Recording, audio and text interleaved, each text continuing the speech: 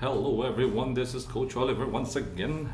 Okay, another highlight of today's round is Nihal Sarin's win over Gukesh. With this win also Nihal jumps to the lead on day 2 of the steel chess in India.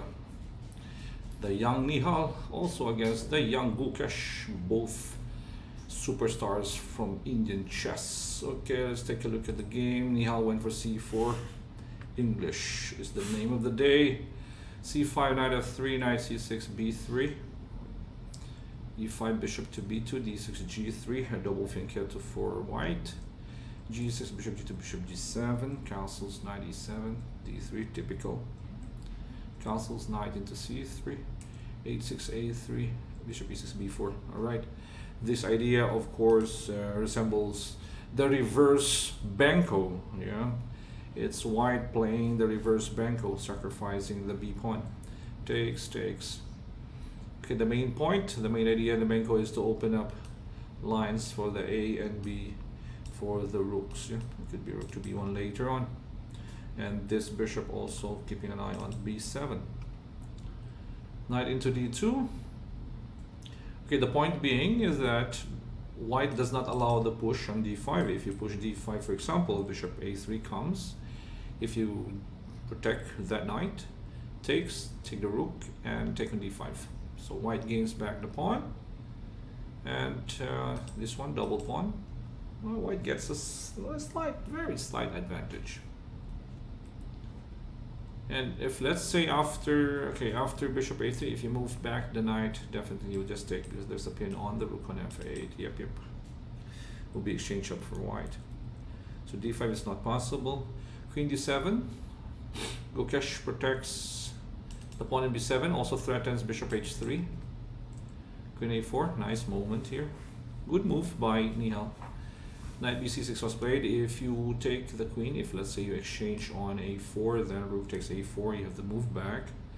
And the knight b5, pressure on the d6 pawn. If the rook protects, then the knight jumps to c7, we take on e6, a double pawn, and bishop a3 being here, and rook b1 coming up with that pressure over there. Knight e4 is also coming to d6, should be better for white. Yep. So knight b c6, bishop a3, right, attacking the backward pawn. On d6 we have knight e4 or this knight. We also have knight b5, multiple threats. Rook f d8, rook a b1 first, moving out of that pin from the g7 to a1 diagonal. Pressure also on b7, helping the bishop on g2, the poisonous Catalan bishop. Rook to b8, knight d4, knight c8. I like this move, rook fc1. Okay, after rook fc1, Nihal had this nice tactic with knight on f6 because of that pin on the b file. He could have done it earlier with that pawn on a7, let's say, instead of rook c1. He could play knight f6 straight away here. Takes, and queen c7. Then you can go back to bishop g2. But he developed his rook first. Yeah, it's nice. Rook development after a6, only the knight f6. Bishop takes. Of course, the pawn cannot take the bishop. The rook will just take the rook on b8. So takes on c6, queen to c7, eat and run. Pressure on the b7 pawn. Queen to d7, queen a5, maintaining the pressure. Rook goes to e8, knight d5. Nice outpost. Attacking the bishop. Nice bishop, good bishop. Cramped pieces for black. Bishop takes, queen takes d5. Rook into e7, rook to b3. Threatening rook to b1, attacking b7. Yep.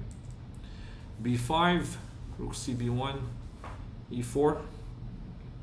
Black had to give up because the knight cannot move. There's a pressure on d6 with the queen and the bishop. Black cannot coordinate his pieces. So e4, he has to give up a pawn to get that square for the rook on e5. Queen c6, it would have been better to go queen d4. There's no discovered attack. Maintaining the pressure here. If let's say the bishop goes back to g7, for example, we have the bishop on b2. More pressure on this diagonal. But Nihal went for queen c6, simplifying with the bishop pair, allowing black to have a little bit of counterplay with rook takes e2. Now it becomes not so easy for white to win. Takes on b5, takes, but thanks to the bishop pair. Bishop on b4, although this is just equal. Takes, bishop takes f2. I think this was the decisive mistake. Black should have played f5 here. It was important. Okay, because the bishop without outpost in e4 is strong, centralized.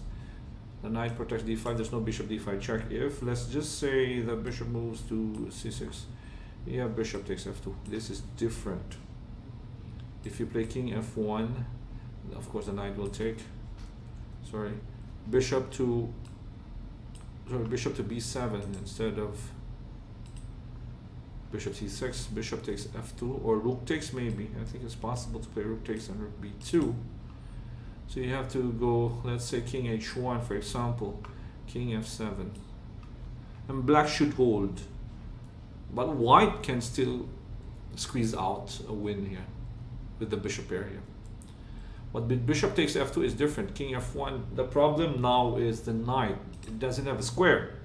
The knight cannot go back to c8 because of rook to b8. King f8 is not possible. Rook b7.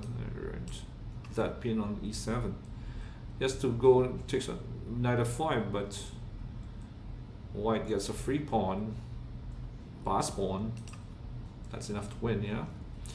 Rook d5, h4. The rest is just a matter of technique. Bishop into e3, rook e5, rook to e4.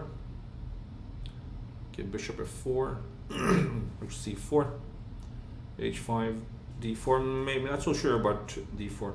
I think Nihal should have played this one first. The bishop cannot move because of rook h6 and rook takes h5.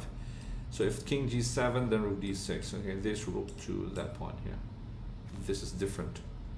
If let's say white, if black stops it, then the king goes f2, f3. King helps, or king e3 also. d4, d5, but d6. And the final mistake of the game. Pin after f6, the bishop cannot help in stopping the pawn. One last check, bishop c1. Gukesh resigned because in view of rook a8, rook c8, yes, you cannot stop the pawn. If rook captures, pawn captures, promote.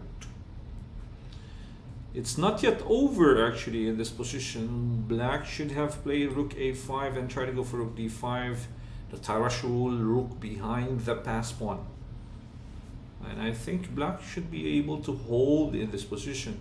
And king has to go f2 or e2. Let's just say e2, rook to d5. It's not so easy. If you go rook to c7, just king e6. Thanks to the bishop, it's protecting the rook. Is there. Should be able to hold. Okay, king f3 probably. And then now you can exchange, I guess. I think you can exchange because if takes on e5, rook takes e5. And d7, yeah, we can go rook f5 check first. If you go king d4, rook e5 check. If you guess a king d4, rook d5 check. Yeah, you just stay there. If king e4, just rook e5. King f4, just keep on checking. If he moves back, king checking. If king f2, check. If king g2, okay, king e7. Making the rook active, cutting off the king, yeah, and also protecting the f7 pawn. Black should be able to hold here. But with this one, bishop e5, game over.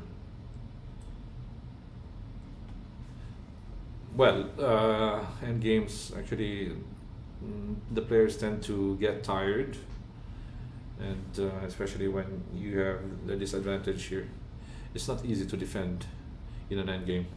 Pawn down, the combination of the rook and the bishop, it's very tricky. And with less time also. Maybe in a classical game, black will be able to hold this one. But still, it's hard. So with this win, Nihal leads Tata Steel Chess in Kolkata after round number 6 with 4.5. for 3 wins and 3 draws. A very solid performance from the young Nihal. I think this time it's his, I don't know, maybe this is his time to shine. It was Gukesh during the Olympiad. Maybe Nihal here in Tata Steel. We will see. Last day for the Rapid tomorrow. We'll find out who will win Tata Steel Rapid tomorrow. So that's about it. Day number 2 of the Tata Steel Chess in India is over. Day 3, the final day for the Rapid tomorrow. We'll continue our coverage of Tata Steel Chess in the days to come. Thank you for watching and thank you for supporting our channel, Charles Max Chess and Charles Max Entertainment on Facebook and YouTube. This is Coach Oliver. Stay safe, everyone, and bye-bye.